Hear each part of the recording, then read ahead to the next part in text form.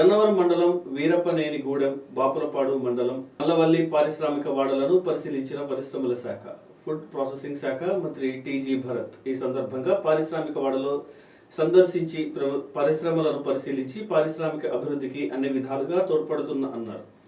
ఈ సందర్భంగా మంత్రి టీజీ భరత్ మాట్లాడుతూ మల్లవల్లి ఏపీఐఐసి ఏరియాలో సందర్శించి 2 ఇండస్ట్రియల్ పరిశీలించి సమస్యలు తెలుసుకోవడం జరిగింది. అమరావతికి చెరువులో ఇండస్ట్రియల్ పార్క్ ఉండడం వలన వెంటనే వచ్చి విజిట్ చేస్తే పారిశ్రామిక వాడ అభివృద్ధికి ఉన్న సమస్యలు తెలుస్తాయి. ఇక్కడ డ్రైనేజ్ సమస్య, విద్యుత్ సమస్య వంటి చిన్న చిన్న సమస్యలు నాకు తెలియజేశారు. ఇండస్ట్రియల్ పార్క్ ప్రధాన సమస్య ల్యాండ్ కాస్ట్ విపరీతంగా పెరిగి ఉంది.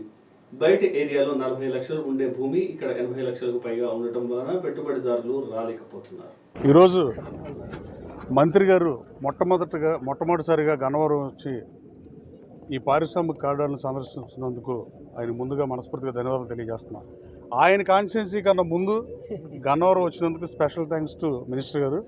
అలాగే గన్నవరం నియోజకవర్గంలో గతంలో ప్యాకాట్లు, క్యాసినోలు ఇలాంటివి పెట్టిన పరిస్థితి గతంలో మీరు చూసారు. నేను ఎన్నికల సభల్లో ఊరు వాడా చెప్పా, మనం వచ్చిన తర్వాత క్యాసినోలు పెట్టాం, పరిశ్రమలు అభివృద్ధి చేస్తాం.